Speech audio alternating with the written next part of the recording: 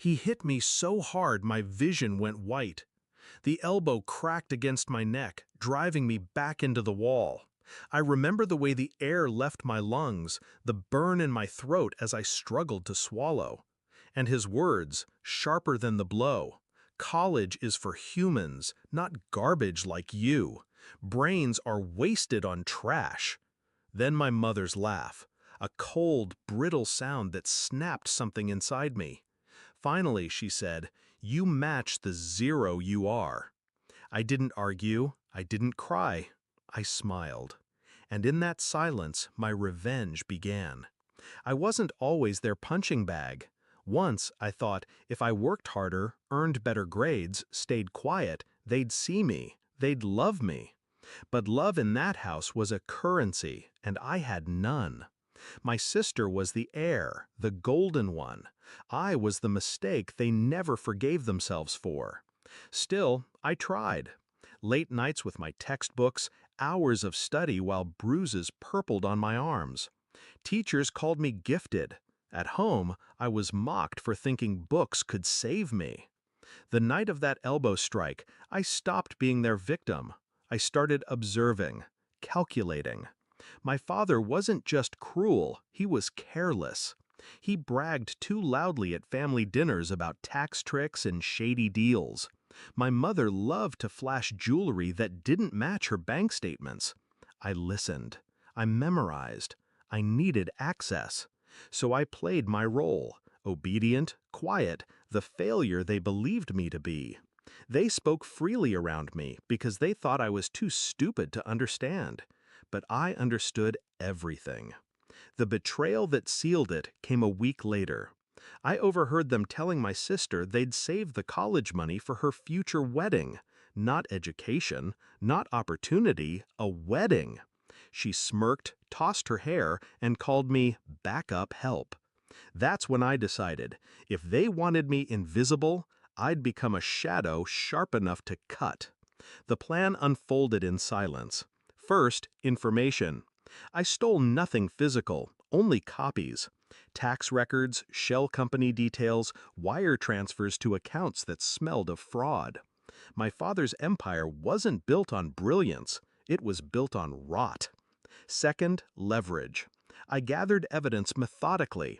USB drives hidden inside hollowed-out textbooks, screenshots of my mother's texts to her friend about selling fake jewelry to her own clients. Third, patience. I let them believe they'd broken me. I kept my head bowed, my words clipped, my movements small. The more invisible I became, the more reckless they grew. The moment came on my 18th birthday. They forgot, of course. But I didn't need a cake. I had something sweeter. My father stormed into my room that morning, furious about a client threatening to pull out. "Fix it!" he barked. "Call them! Do something useful for once!" I looked him in the eye, calm, steady. "Why don't you let Emily handle it? She's the heir, right?" The silence after that was a victory I tasted like wine. Within a week, the cracks widened.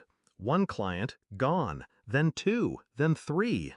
I never lifted a finger to sabotage them, I simply withheld. All the hidden fixes I used to do quietly, drafting proposals, smoothing over his mistakes, double-checking contracts, stopped. They never realized I was the glue, and without me, everything unraveled. The climax came late one night. I was studying, on a scholarship they didn't know about, when my phone lit up with his name. I almost didn't answer, but curiosity won. His voice was frantic, broken. "We're drowning. Emily, she can't manage. The clients won't return. You have to come back, please." I let the silence stretch, savoring his desperation. Then I spoke softly. "Garbage can't save you, Dad. Remember? Brains are wasted on trash." I could hear his breathing hitch, the weight of his own words crushing him. My mother took the phone, her voice trembling for the first time in my life. "We were wrong. We need you." I smiled. The same smile I wore the night he smashed me into the wall. "No," I said, "you need each other. Good luck. And I hung up. The fallout was brutal. Their business collapsed in months. Lawsuits, investigations, former friends vanished. My sister fled to another city when the money dried up. And me? I was free. Not just free, I was thriving. I built my own path, brick by brick, without their poison.